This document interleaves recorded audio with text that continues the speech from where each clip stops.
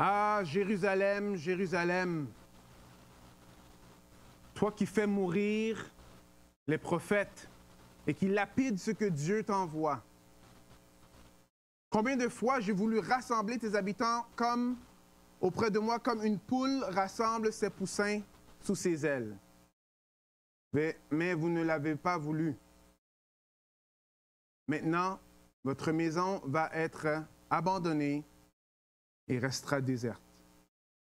En effet, je vous déclare, désormais, vous ne me verrez plus jusqu'à ce que vous disiez, béni soit celui qui vient au nom du Seigneur. C'est la fin de notre passage. Aujourd'hui, on est dans Matthieu 23. Et le ton de Jésus dans Matthieu 23, c'est un ton qui est très sévère.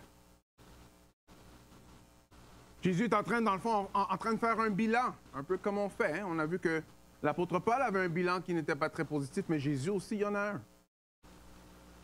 Il regarde Jérusalem, il dit, on vous a envoyé des prophètes. Dieu vous a envoyé ses messagers. Et vous n'avez pas écouté. C'est intéressant de voir comment que Jésus est doux, il est tendre. Il dit, j'ai voulu vous rassembler comme une poule rassemble ses petits.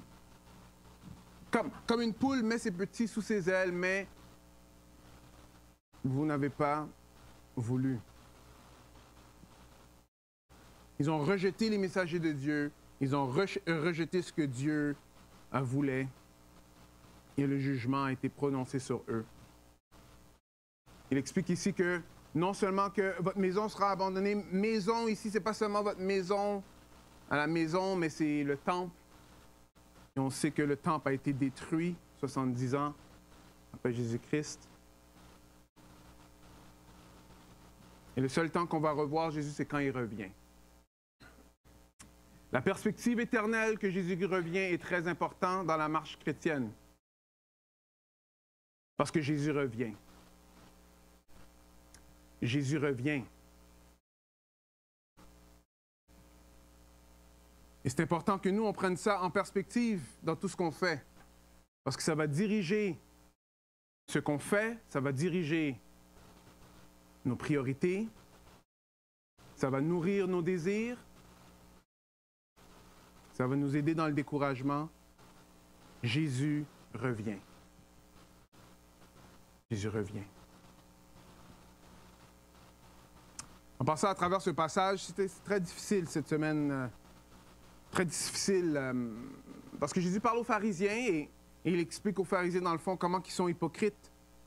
L'hypocrisie, bon, le message sur l'hypocrisie a commencé un peu la semaine passée, maintenant on est encore dedans cette semaine. Pourquoi? Parce que quand on prêche des textes comme ça, il faut faire attention.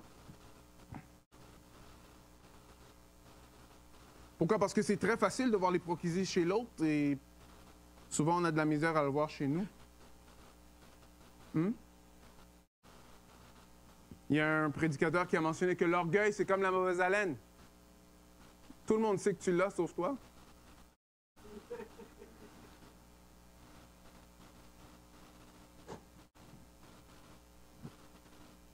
En faisant un bilan des 10 dernières années, on va juste parler de l'Église évangélique.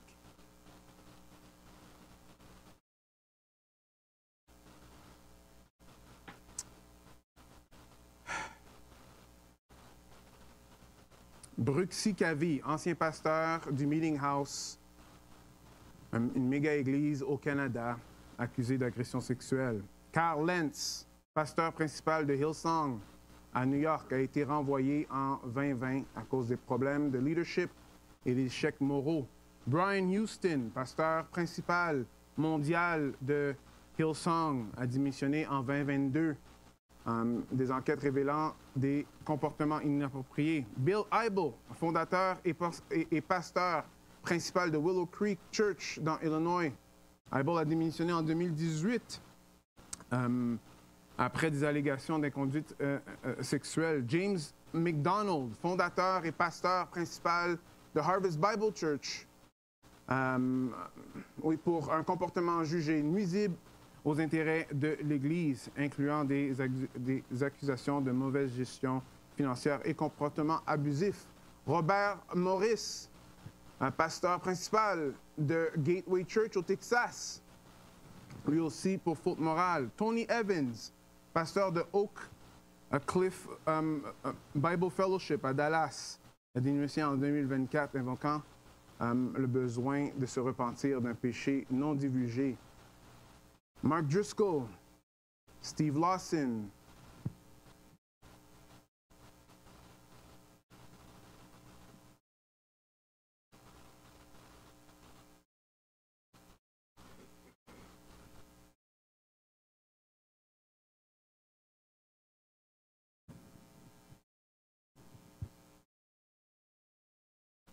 plusieurs d'entre ces hommes-là, il y avait plusieurs que j'admirais beaucoup aussi.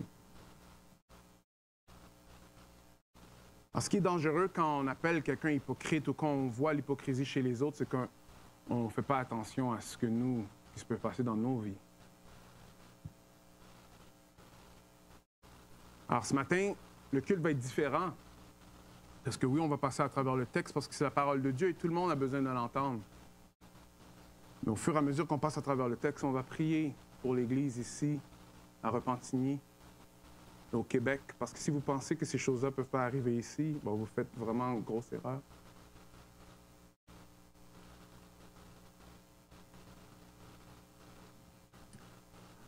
Prenez donc bien garde, frères et sœurs, que personne parmi vous n'ait le cœur mauvais ou incrédule au point de se détourner du Dieu vivant.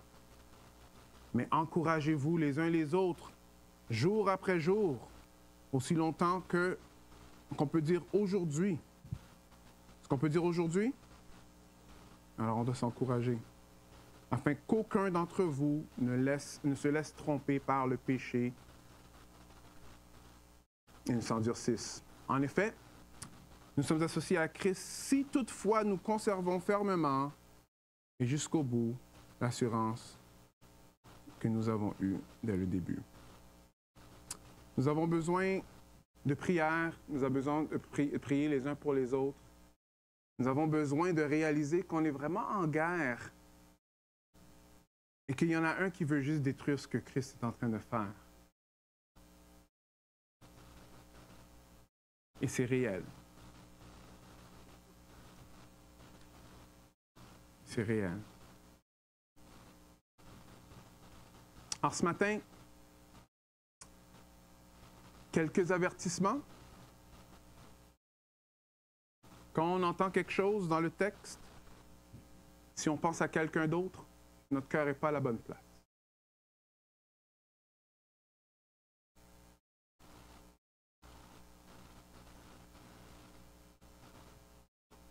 Je prie que le Seigneur puisse nous faire grâce ce matin, qu'on puisse entendre sa parole, se repentir devant lui et le connaître davantage. Amen.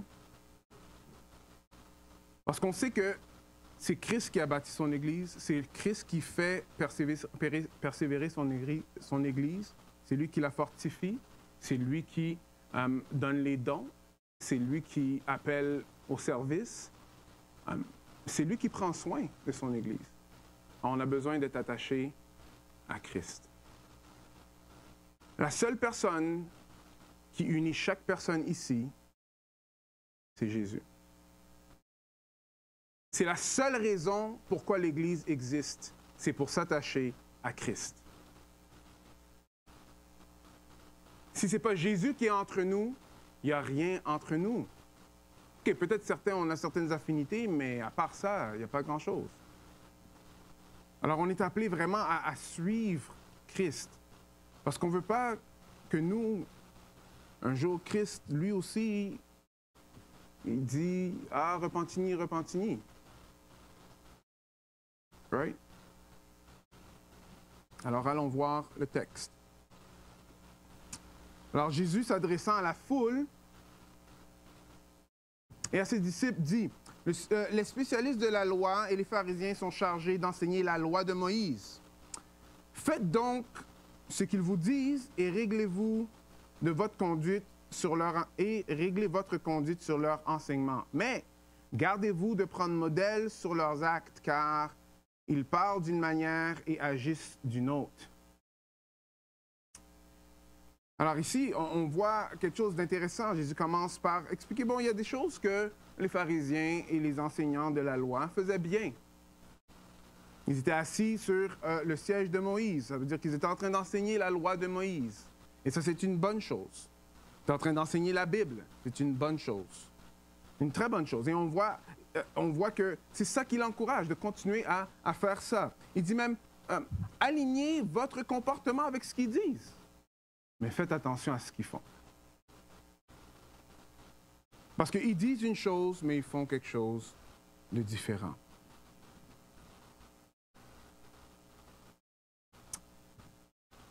Dans le fond, c'est ça l'hypocrisie, dans le fond. Hein? On dit une chose, mais on fait quelque chose de différent.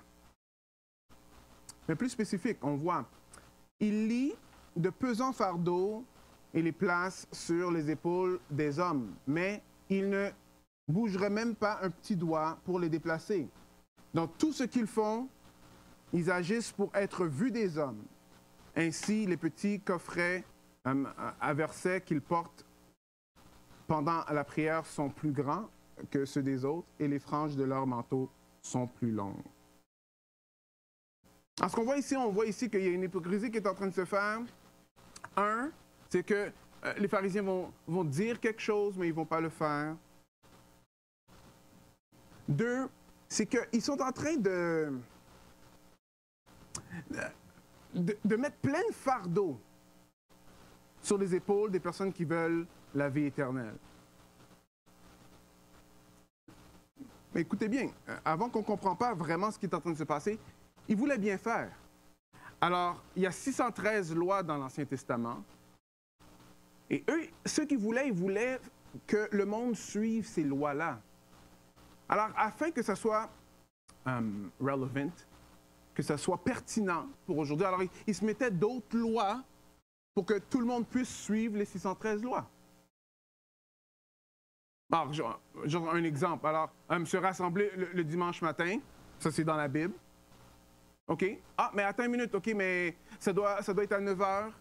Alors, sois sûr qu'à 7 heures, tu te lèves pour prier, parce que si tu es levé pour prier à 7 heures, alors c'est sûr que là, tu es déjà réveillé, alors tu pourrais aller. Alors, OK, mais sois sûr que la soirée d'avant, tu manges juste telle affaire, parce que si tu manges quelque chose d'autre, peut-être tu vas mal. Est-ce que vous voyez un peu? Alors, pour essayer de faire une loi qui est dans la Bible, alors eux, ils en taquaient plein d'autres afin que le monde suive. Et Jésus est en train de dire, mais vous êtes en train de rendre suivre ce que Dieu veut pratiquement impossible. Vous les accablez.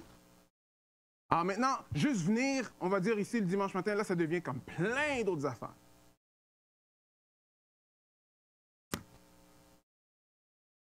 Et la pire chose dans tout ça, c'est que le message de Jésus-Christ, c'est très clair. Il dit ceci. Mais le problème, c'est que tout ça n'emmène même pas au ciel. Non seulement qu'il y a plein de lois à suivre et vous en taquez plein d'autres, et tout ça ne vous donne pas le salut. Vous détournez le monde de la vie éternelle. Rappelez-vous un verset que plusieurs aiment beaucoup, que moi aussi j'aime beaucoup. Jésus va dire ceci, « Venez à moi, vous tous qui êtes accablés, sous le poids, fatigués et chargés, dans une autre version, hein? Et je vous donnerai du repos. Mon joug sur vous et mettez-vous... Prenez mon joug sur vous et mettez-vous à mon école, car je suis doux et humble de cœur. » OK, c'est une autre version. Et vous trouverez le repos de vous-même. Oui, mon joug est facile à porter et la charge que je vous impose est légère. Jésus est en train de dire, regarde, si toi tu veux venir à moi, donne-moi ton fardeau. Parce que mon fardeau est léger. Jésus dit que son fardeau est léger et que ton fardeau est trop lourd pour toi. Jésus dit, je sais que tu n'es pas capable de porter ton fardeau et je vois que tu es essoufflé à porter ton fardeau. Donne-moi ton fardeau. Moi, je vais te donner un fardeau qui est doux et léger. Vous voyez ce message aussi simple, aussi clair que ça? C'était pas ça que les pharisiens avaient dans leur bouche. Et le seul qui avait ce message-là, c'est celui-là qu'eux, ils voulaient mettre à mort. C'est Jésus.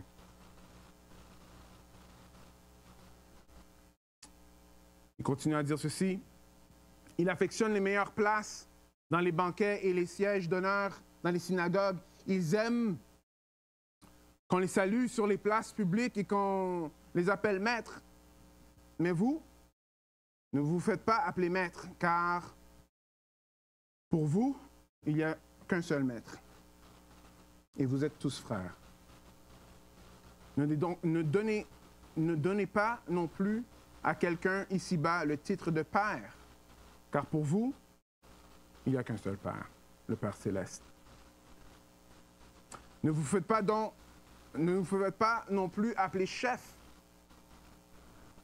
car un seul est votre chef, Christ. Le plus grand parmi vous sera votre serviteur, car celui qui s'élève sera abaissé, celui qui sera abaissé sera élevé. Alors ici, Jésus leur parle clairement que, OK, il y a de l'hypocrisie, mais il y a aussi un peu le vouloir que les autres personnes leur donnent un statut social. Aujourd'hui, les professeurs ne sont pas les plus populaires dans notre société à nous. Plusieurs professeurs, quand ils vont pour être professeurs, pensent, dans le fond, qu'ils sont en train de quand même faire un peu un sacrifice. Et avec les classes d'aujourd'hui, oui, il y a un sacrifice à faire, c'est sûr. On va dire que c'est une vocation. On va dire que ce n'est pas juste une job comme une autre. Il faut que tu sois prête à la faire, right? Mais dans ce temps-là et dans d'autres places dans le monde, être professeur, être un rabbin, c'est un très haut statut dans la société. Alors eux, ils aimaient se faire appeler rabbin. Ils aimaient se faire appeler père. Et Jésus dit non. C'est pas pour vous. Est-ce que Jésus est en train de dire que personne ne peut être appelé pasteur ou enseignant? Non, c'est pas ça du tout. Ou bien il y aura un problème avec ces versets-là. Celui qui aspire à être un dirigeant dans l'Église désire une belle tâche. Cette parole est certaine. Ou bien quand Paul parle, il va dire, d'autres pensent refuser de reconnaître en moi un apôtre. Tu vois, il dit non. Pour vous, du moins, c'est ce que je suis, car vous êtes bien le sceau qui authentifie son ministère apostolique. Alors, il s'appelle apôtre. Alors, c'est pas que Jésus est en train de dire qu'on ne peut pas appeler apôtre ou enseignant ou même pasteur ou même chef de tribu, on va dire, ou chef de police. L'idée, c'est de chercher la notoriété qui vient avec le titre. Chercher la notoriété qui fait avec le titre. Alors, si tu veux avoir un titre, tu veux avoir un diplôme, tu veux avoir des lettres après ton nom. Pourquoi? Pour avoir une notoriété, c'est un problème. C'est un problème. Parce que le seul qui est digne, c'est Christ lui-même. C'est Christ lui-même. Dans notre société, il y a quelque chose de pervers qui se passe, il y a quelque chose d'inverse aussi. Tout ça, c'est dans le fond, c'est parce qu'il veut qu'on marche dans l'humilité. Mais l'inverse, c'est ceci, c'est qu'on va enlever tous les rôles. Alors, on va dire non, on ne va pas appeler pasteur, on ne va pas appeler professeur, on enlève tous les rôles. Mais c'est pervers ça aussi, parce que ce n'est pas nécessairement quelque chose qui encourage l'humilité, ça non plus. Pourquoi? Parce que la personne qui a le rôle, s'il n'a pas le titre, souvent, il va se déresponsabiliser. Parce qu'avoir un titre, ça veut dire que tu es redevable à ce titre-là et tous les autres te tiennent redevable à ce titre-là. Ça prend de l'humilité aussi de prendre ces titres. Et ceux qui suivent, des fois, parce qu'ils ne veulent pas appeler par les rôles, des fois c'est juste parce qu'on ne veut pas se soumettre à l'autorité qui est devant nous. Alors, il ne faut pas perdre de vue, Jésus-Christ est en train de parler de l'humilité. Il dit, faites pas comme eux parce qu'ils ne sont pas humbles. Ils ne sont pas humbles. Vous voyez la liste de tous les pasteurs que j'ai mentionnés, Chacune des définitions de ce qui s'est passé est baignée dans l'orgueil, un manque d'humilité. Et je ne sais pas pour vous, mais le manque d'humilité, c'est quelque chose qui arrive assez souvent. Au moins chez moi. Il faut que je demande pardon. Vous savez, l'Église au Québec ou l'Église même à Repentigny, si on est imbu d'humilité, la division est juste around the corner.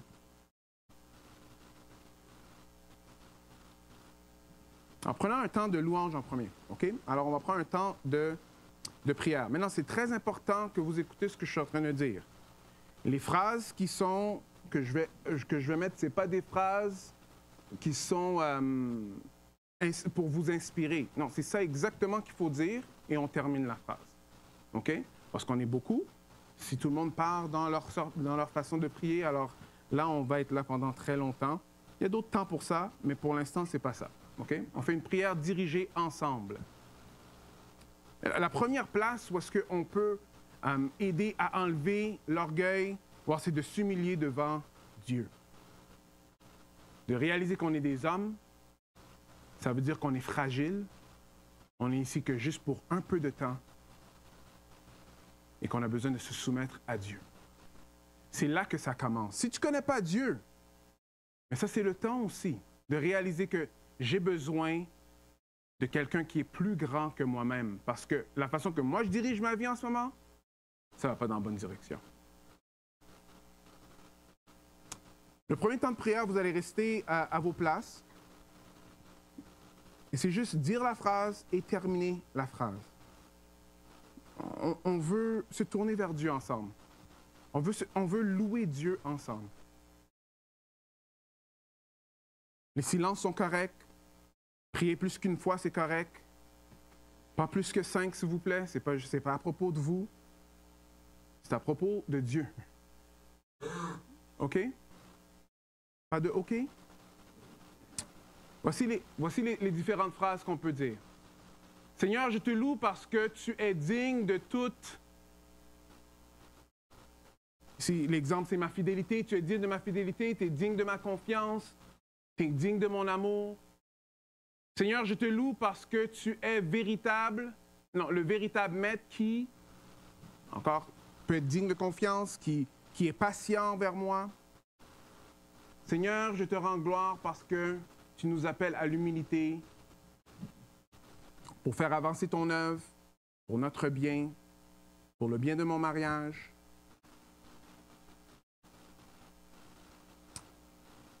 Est-ce qu'on peut prier ensemble?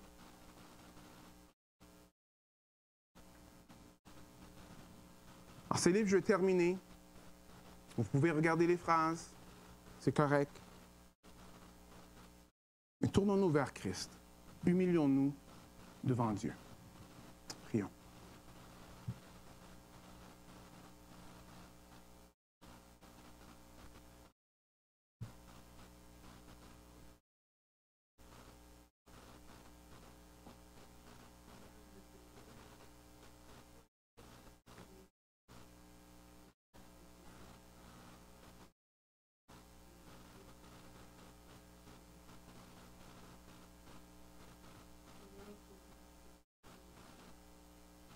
Amen.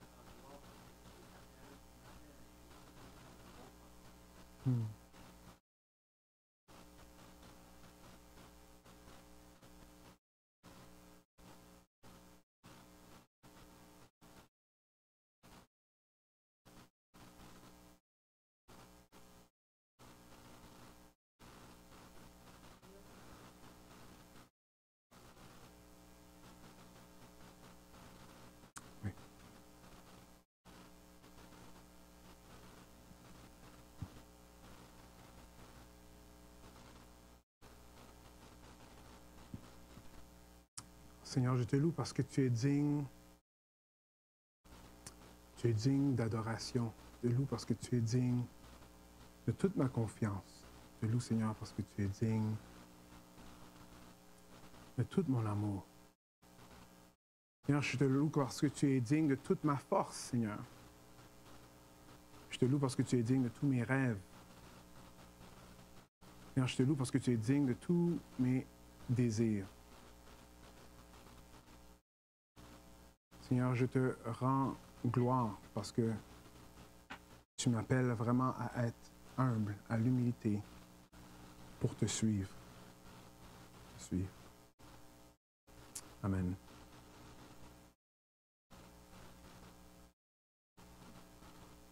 Alors, le problème des pharisiens et des docteurs de la loi, c'est que Jésus était devant eux, mais ils ne voyaient pas qui Jésus était.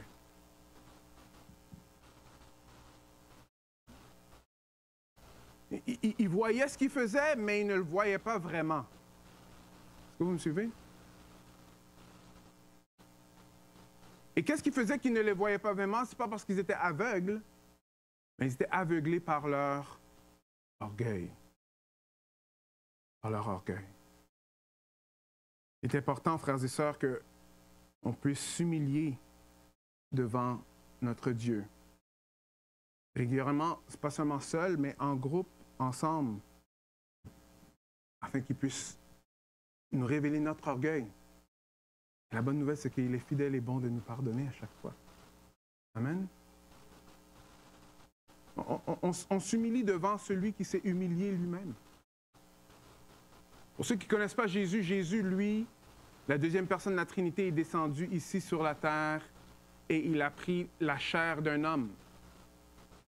Il était accusé, méprisé, rejeté, crucifié pour des crimes qu'il n'avait pas faits, mais que nous avons faits. Et il est mort à ma place, à ta place. Ça change complètement ta vie. Quand tu mets ta confiance en lui, il transforme ta vie. Lui, il a marché dans l'humilité. Il nous appelle de marcher dans la même direction. Oui, mais c'est tellement complètement contraire à tout ce qui se passe dans le monde. Exactement. Exactement. La façon de Christ, ce n'est pas notre façon à nous. Continuons un peu pour voir un peu. Alors, il y a 7 malheurs que Christ va mentionner. Il va passer à travers les malheurs pour expliquer un peu. OK, voilà comment que les pharisiens sont hypocrites. Verset 13. Malheur à vous, spécialistes de la loi et pharisiens hypocrites, parce que vous barrez aux autres l'accès au royaume des cieux. Non seulement vous n'y entrez pas vous-même, mais vous empêchez d'entrer ceux qui voudraient le faire. Alors, malheur à vous, spécialistes de la loi et pharisiens hypocrites, car vous dépouillez les veuves de leurs biens, tout en faisant de longues prières pour l'apparence. C'est pourquoi votre condamnation sera plus élevée.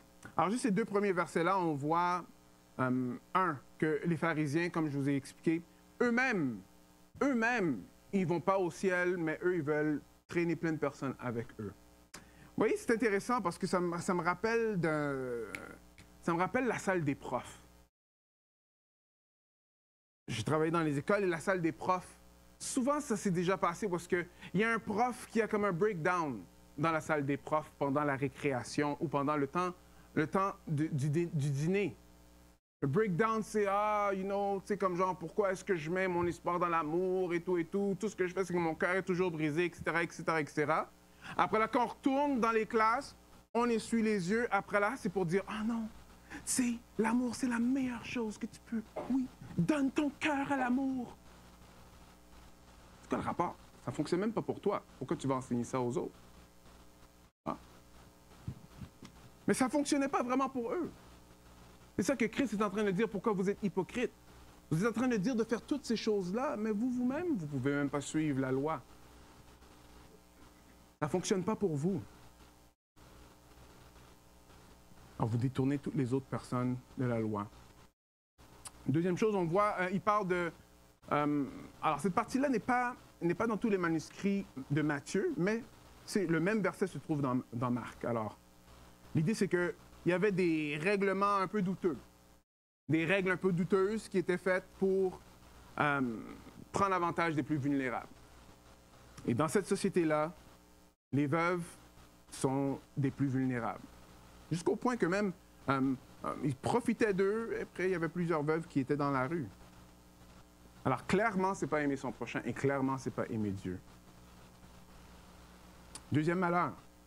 Malheur à vous, spécialistes de la loi et pharisiens hypocrites, vous parcourez terre et mer pour amener ne fut un seul païen à votre religion. Et quand vous l'avez gagné, vous lui faites mériter l'enfer 2 fois plus que vous. Hein? Oui, eux, ils allaient chercher des convertis.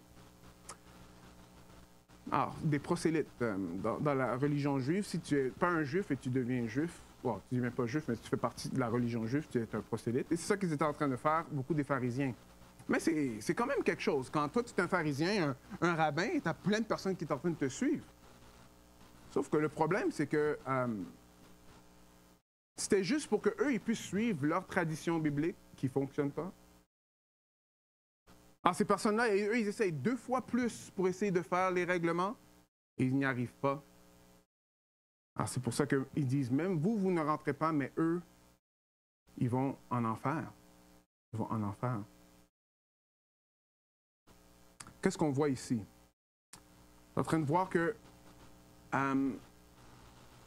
est-ce que on fait des choses où on juge des autres qui fait en sorte que eux, c'est plus difficile pour eux de marcher dans les voies du Seigneur?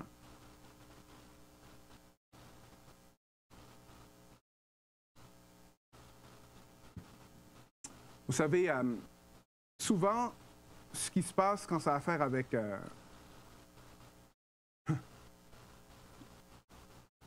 avec la vie chrétienne, on va dire ceci. Wow, tu sais, il y a quelqu'un au travail et lui, tu sais, il commence à m'écouter. Alors, je lui dis d'arrêter de fumer et je lui dis d'arrêter de faire des mauvaises choses et je vois qu'il est en train de commencer à faire ça.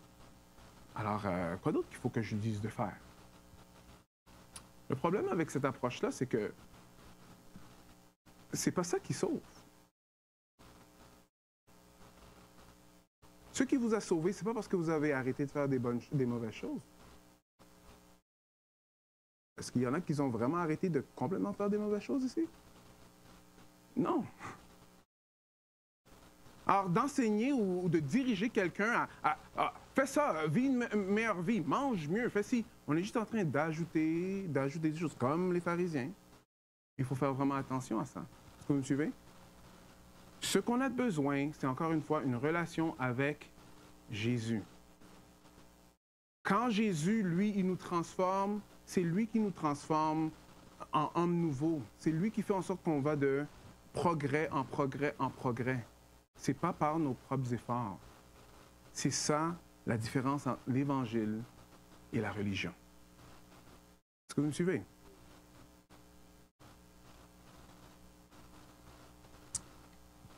Alors, on va prendre un temps de repentance en ce moment parce que c'est important qu'on confesse à Dieu que des fois, on peut peut-être se penser supérieur à d'autres. Ou peut-être, on ne présente pas Jésus, mais on essaye de présenter comme une religion. Fais comme moi, fais partie de mes choses. Un peu comme les pharisiens faisaient avec les prosélytes, mais qui ne sauvent pas. Parce que vous savez, si Jésus, ce n'est pas celui qui est au centre de l'Église, comme je vous ai dit, il n'y a pas d'Église, mais il n'y a pas de salut non plus. Alors, notre deuxième temps de prière, ça va être un temps de repentance et de soumission. Je voulais le faire en groupe, mais ça va prendre trop de temps. So, on va le faire seul. On va le faire seul. Ça, vous n'avez pas besoin de le dire à haute voix. Mais il y a deux différentes phrases ici qu'on peut utiliser. Alors, j'aimerais qu'on aille tous en dedans de nous-mêmes. Alors, c'est pas à haute voix, seul. Seigneur, je te confesse mon orgueil spirituel qui mène parfois à me sentir supérieur à ou à qui, right? Au Seigneur, je te demande pardon pour avoir poursuivi, que ce soit mes ambitions, une relation amoureuse, l'argent, au détriment de ton royaume et de ta volonté. OK? En deuxième temps de prière, on va passer un temps où est-ce qu'on demande pardon à Dieu. On demande pardon à Dieu. Et je vais terminer quand le temps est terminé. Prions ensemble.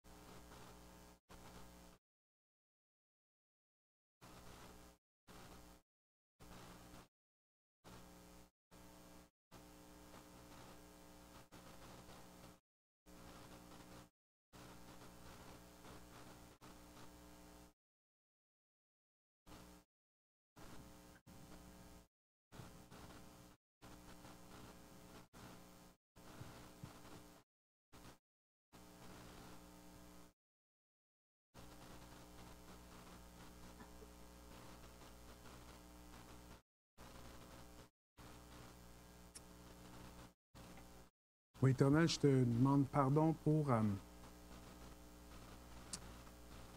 l'orgueil qu'on peut avoir en Église. Seigneur, je te remets ça entre tes mains et je te prie, Seigneur, que tu puisses, dans chacune de nos vies, dans ma vie en premier, dans la vie des hommes sur le conseil, Seigneur, tous ceux qui servent, jusqu'à tous ceux qui adhèrent ici, Seigneur, qu'on puisse s'éloigner de l'orgueil, Seigneur, et s'attacher à toi. Et je te demande pardon pour toutes les fois qu'on a vécu notre vie sans que tu sois celui qui est au centre. Je te demande pardon toutes les fois qu'on a aimé notre confort plus que de faire avancer ton œuvre, Seigneur. Je te demande pardon, ô Éternel, quand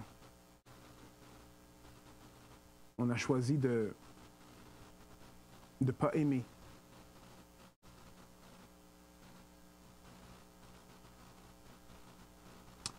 Merci, ô Éternel, que ta parole nous dit que tu es fidèle et bon de nous pardonner. Merci, Seigneur, que tu nous appelles à toi, jour après jour. Merci, Seigneur, que l'appel d'un nouveau et l'appel d'un saint qui est là, ça fait depuis très longtemps, c'est la même chose. On est tous appelés à toi. Merci, Seigneur, que c'est toi la colle, c'est toi le soutien, c'est toi qui nous rend capables. Ah oui, Seigneur, je te demande pardon quand on est allé vers d'autres choses. Et je te prie, Seigneur, que chacun d'entre nous puisse courir vers toi en ce moment. et te laisser nous diriger. Je prie ça en ton nom, Jésus. Amen. Alors, nous allons passer à travers les autres malheurs. Malheur à vous, guide aveugle. En effet, vous dites, si quelqu'un jure par le temple, il n'est pas tenu par son serment, mais s'il jure par l'or du temple, il doit tenir son serment. Insensé et aveugle que vous êtes. Qu'est-ce qui est plus important, l'or ou le temple qui rend cet or sacré? Ou bien vous dites, si quelqu'un jure par l'autel, il n'est pas tenu à son serment, mais s'il jure par l'offrande qui est sur l'autel, il doit tenir son serment. Alors, aveugle que vous êtes, qu'est-ce qui est plus important, l'offrande ou l'autel qui rend sacré cette offrande? C'est intéressant ça. Juste continuer parce que on va comprendre un peu plus. En effet, celui qui jure par l'autel, jure à la fois par l'autel et par tout ce qui est par-dessus. Alors, celui qui jure par le temple, jure à la fois par le temple et celui qui habite. Alors, celui qui jure par le ciel, jure à la fois par le trône de Dieu et par celui qui y siège. Malheur à vous, spécialistes de la loi et pharisiens hypocrites, vous qui acquittez la dîme. OK, ça c'est une autre partie. On le fait aussi aujourd'hui. On l'a déjà vu, alors je ne vais pas passer trop de temps dessus. Mais l'idée de genre, bon, alors moi je te jure au nom de ma nouvelle voiture. OK? Après l'autre dit, mais moi je te jure au nom de mon fils. Et moi je te jure au nom de ma mère. Et moi je te jure au nom de ma grand-mère qui est morte. Si vous voyez, l'idée de genre que si je jure par certaines choses, là je suis tenu à suivre ce que j'ai dit. Jésus a dit très simplement que ton oui soit un oui, que ton non soit un non. Ce n'est pas une affaire de jurer par des choses, parce que dans le fond, quand tu jures finalement par Dieu tout le temps. Alors Jésus a dit, évitez cette affaire-là. Jurez pas. Dites oui, que votre oui soit oui, que votre non soit non. Pourquoi? Parce que les pharisiens utilisaient ça pour essayer de, dans le fond, pas faire ce que la Bible est en train de dire et de trouver des façons très crafty, rusées de se détourner de la loi. Je continue. Après là, on va terminer avec une dernière prière communautaire. Alors, vous vous acquittez la dîme sur la menthe, l'anis et le cumin, mais vous laissez de côté ce qui est de plus important dans la loi, c'est-à-dire la justice, la compassion, la fidélité. Voilà ce qu'il fallait pratiquer, sans négliger le reste. Guide aveugle que vous êtes, vous filtrez vos boissons pour éliminer le moindre moucheron, mais vous avalez le chameau tout entier. Cela est important. Pourquoi? Parce que l'idée ici, c'est que, regarde, tu donnes la dîme, mais parce que tu donnes la dîme, tu penses que parce que tu as donné la dîme, c'est correct que tu ne fais pas d'autres choses. Des choses plus importantes, comme prendre soin de quelqu'un. Ces jours-ci, ça se fait, mais d'une autre façon chez les chrétiens. On va dire, mais regarde, moi, je viens au groupe vie. Alors je suis correct. Ou est-ce que l'idée de venir au groupe vie, c'est de prendre soin les uns les autres? Est-ce que vous me suivez? Ah, mais moi, je fais partie de l'équipe pour nettoyer. Alors moi, je viens, je fais ma part. Parce que l'idée de venir nettoyer le bâtiment, c'est afin que la communion puisse se faire dans une place qui est propre. Est-ce que vous me suivez? Des fois, même dans les agapes, il faut faire attention. On va dire, ah oui, mais moi, tu sais, bon, je participais, j'ai fait un mais, ça fait de même et tout. Mais on ne voit pas la personne du tout. Mais le but de tout ça, c'était pour qu'on soit ensemble. C'est ça qu'ils sont en train d'expliquer. Et il dit, vous avez un filtre pour enlever les mouches parce que les mouches n'étaient pas cachères. Alors, tu ne peux pas avoir une mouche dans ta boisson et boire, right? Mais vous savez ce qui est encore plus pas cachère? Mais le chameau. Alors, il est en train de dire, mais là, vous éliminez les mouches dans votre boisson, mais vous mangez le chameau au complet. Dans le fond, vous êtes en train de focusser sur les choses, mais négliger ce qui est important. Est-ce que vous me suivez? L'idée de ça, c'est très important pour nous de comprendre ça, parce que quand ça a à faire avec la communion ensemble, on peut faire un peu ça. On peut trouver des façons pour pas vraiment se connaître. Right? Je suis en train de voir que l'heure avance. On va juste terminer par cette section ici.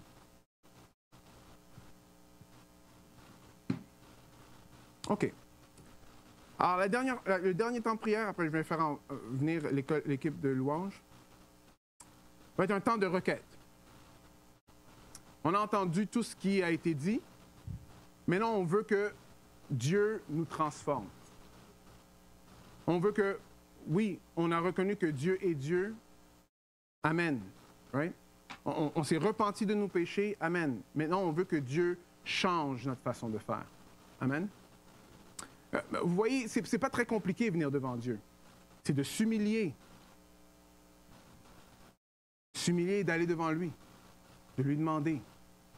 De le prier. Une des choses qui est vraiment glorieuse qu'on prie, c'est que j'entends le silence. C'est quand la dernière fois que vous avez entendu le silence? Hein? Un petit bout de temps, peut-être? Si vous avez comme un époux, une épouse qui ronfle, peut-être vous n'entendez pas le silence jamais, là. Mais allons en silence devant Dieu et demandons-lui de nous transformer. Est-ce que vous me suivez? OK? Alors ça va être notre dernier temps ensemble. Et on va passer ce mois-ci en prière. Parce qu'on a besoin de prier. Il n'y a aucun des apôtres, aucune des choses qu'on voit dans le Nouveau Testament qui n'a pas été faite sans la prière.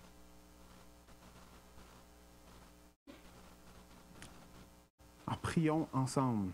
Voici quelques phrases.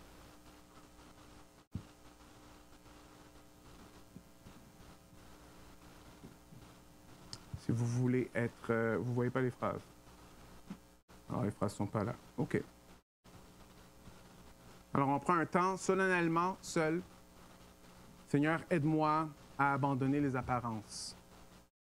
Seigneur, transforme ma vie pour que je suis plus fidèle à toi. Seigneur, fais en sorte que ton amour est reflété dans ma vie. Seigneur, donne-moi ta patience. Est-ce que vous voyez un peu? Toutes des prières de transformation. Alors, ce n'est pas à haute voix, c'est seul. Je demande au groupe de louanges de venir et on va clore avec ça. Prenons un temps de prière.